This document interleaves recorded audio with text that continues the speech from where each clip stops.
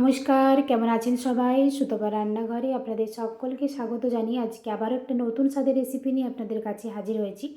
আজকে বানাবো ইডলি। সেজন্য আমি চালটাকে 3 থেকে 4 ঘন্টার মতো ভিজিয়ে রেখেছিলাম। তো চালটা ভিজে গেছে, এটা সেদ্ধ চাল। এখানে 2 বাটির মতো আমি সেদ্ধ চাল দিয়েছি, 3 থেকে 4 ঘন্টার মতো ভিজিয়ে রেখেছিলাম। তো আর দেখুন এখানে দিয়েছি 1 বাটি বিউলির ডাল, এটাকেও আমি 3 থেকে 4 ঘন্টার মতো ভিজিয়ে রেখেছিলাম। চাল বিউলির ডালটা আমি একসঙ্গেই ভিজিয়ে নিয়েছিলাম। তো দেখুন বিউলির ডালটা চালটা দুটোই ভালোভাবে ভিজে গেছে। এরপর আমি ভালোভাবে ধুয়ে নিয়েছি। ধোয়ার পর দেখুন কতটা ফ্রেশ লাগছে।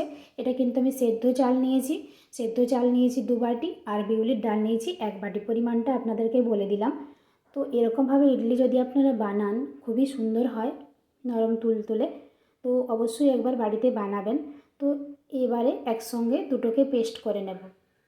তো দেখুন দুটোকে একসঙ্গে আমি পেস্ট করে নিয়েছি। একটু দানা দানা থাকবে, তাহলে কিন্তু ইডলিটা খুবই সুন্দর হবে। তো এখানে দেখুন আমি দুটোকে একসঙ্গে পেস্ট করে নিয়েছি, অল্প একটু দানা দানা থাকবে। তো এরপর আমি পরিমাণ মতো নুন দিয়ে দেব। তারপর পুরো রাত্রির আমি এটাকে মেখে ঢাকা দিয়ে রেখে দেবো, তাহলে কিন্তু সকালে ইডলিটা বানালে নরম তুলতুলে হবে, খেতেও কিন্তু খুব সুন্দর হবে। তো দেখুন আমি এখানে আন্দাজ মতো নুন দিয়ে দিয়েছি। নুন দিয়ে ভালোভাবে এটাকে মেখে নিয়েছি। মাখানোর পর এটাকে আমি পুরো রাত্রি ঢাকা দিয়ে রেখে দেবো, সকালে আমি এটাকে বানাবো। বসিয়ে দিয়েছি এখানে ইডলির পাত্রটা আমি বসিয়ে দিয়েছি। এরপর আমি ইডলিটাকে দিয়ে দেবো এর মধ্যে।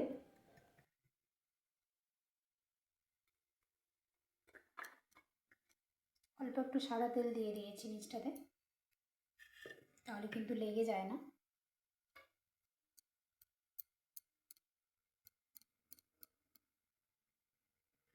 তো যারা ইডলি এখনও বানাননি, বানাতে পারছেন না, তারা এই ভিডিওটা দেখে চটজলদি বানিয়ে নিন ইডলি।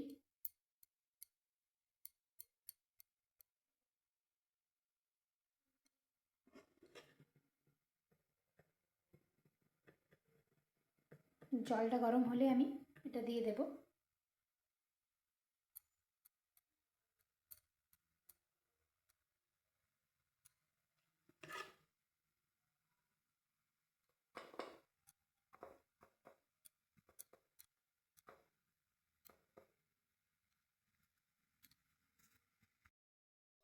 তো দেখুন জলটা ফুটে গেছে। এরপর ঢাকনাটা আমি খুলে নিচ্ছি।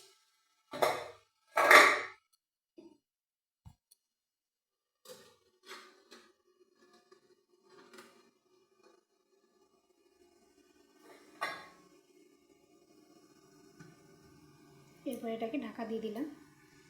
এটা ধীরে ধীরে হতে থাক। ঢাকনাটা খুলে দেখি কেমন হয়েছে।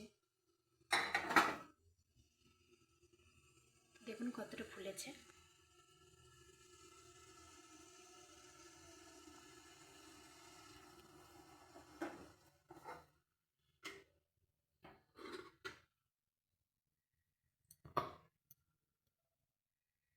একটু ঠান্ডা হোক, তারপরে এটাকে তুলে নেব।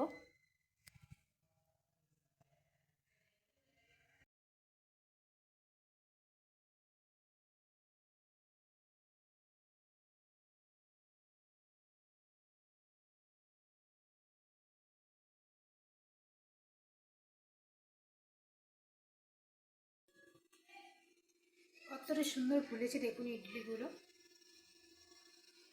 এরকমভাবে যদি ইডলি বানান, প্রত্যেকটা ইডলি কিন্তু খুবই সুন্দর হবে। দেখুন কতটা ফুলেছে ইডলিগুলো। এরকমভাবে একবার ইডলি বানিয়ে দেখুন, দুর্দান্ত স্বাদের হয়।